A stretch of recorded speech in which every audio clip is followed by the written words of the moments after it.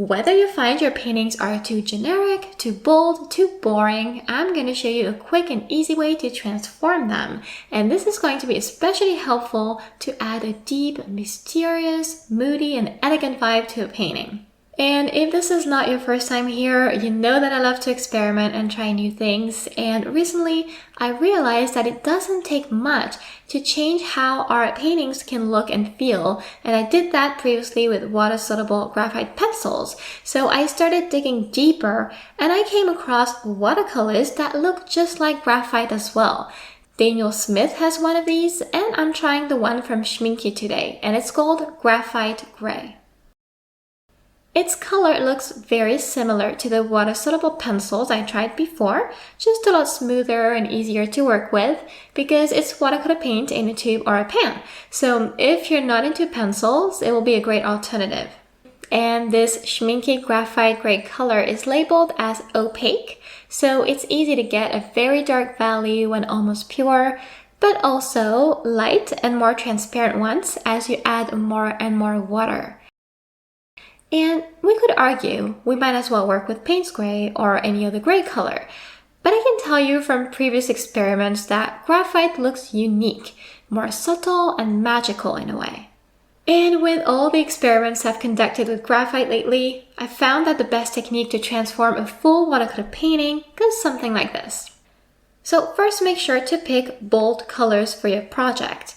I started with this reference photo, and at first glance, it looks like it's perfect for our graphite gray watercolor, but in fact, it will probably look turned and boring if you don't plan out colors before and just copy what you see. And that's why I picked a vivid blue and pink. I wet the sheet and I blocked in those main colors in the sky and the sea. These bold colors, so blue and pink, they don't have to be necessarily very flashy, but they can look bright and rich. The idea is to create a balance, and graphite gray will enhance any bold colors while elegantly toning them down. And this is fantastic on landscapes, but it will work on other subjects. The process might just look a little bit different. In watercolor painting, you probably have heard that it's generally best to paint from light to dark, so we can correct little mistakes with more layers and darker tones. And that's why you see me starting with pink and blue first.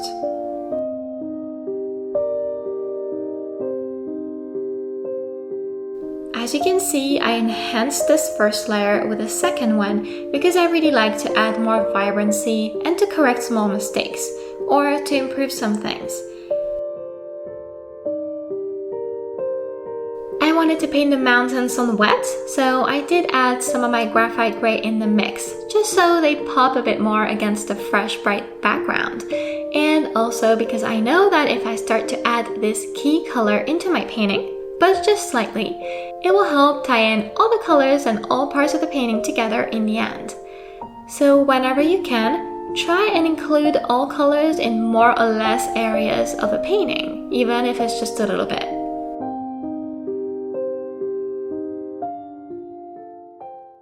If you want to paint this in real time, you can join me on Patreon and paint this along with all my instructions.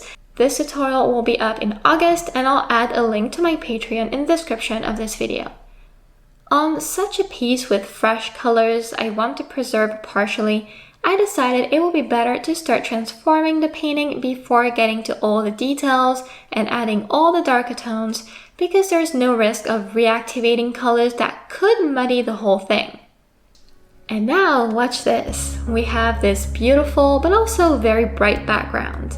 And I know some people love this style, and after years of practice, I found that I prefer muted tones and mysterious atmospheres a lot more.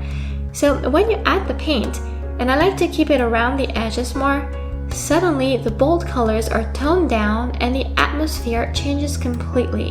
And it only takes that one step of wetting the paper again and adding a quick wash of paint, literally just 1 minute. I had noticed how powerful this is before, and it's very effective here too with the graphite gray watercolor paint.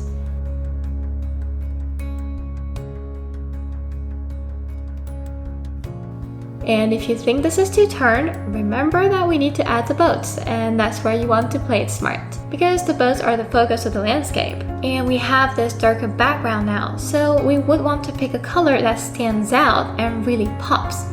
So I used the triadic color scheme, when colors are evenly spaced out around the color wheel. This scheme is known to provide a high contrast, so here I'm talking about blue, pink, and yellow. Now remember, I added this graphite gray to tone those blue and pink colors down. So to match my yellow to the rest of the painting, I added white gouache to it and it turned into a soft pastel color, but it still provided a beautiful contrast.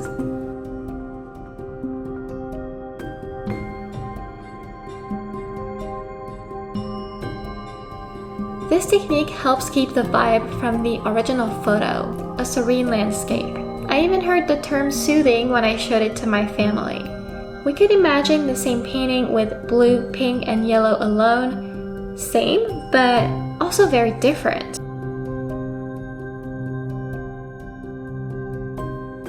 To make these beautiful colors shine, we do need a bit more, because we're lacking some shadows and we're also lacking details and highlights, and these are very important, especially if you like to paint realistically like I do. This graphite gray paint is opaque, so that was extremely helpful to add contrast and shape to the pale yellow boats. Since I had used the gouache with yellow, it felt natural to use it again for the bright highlights, and on Patreon, I'll give you alternatives as to what else you can use and where to place the highlights.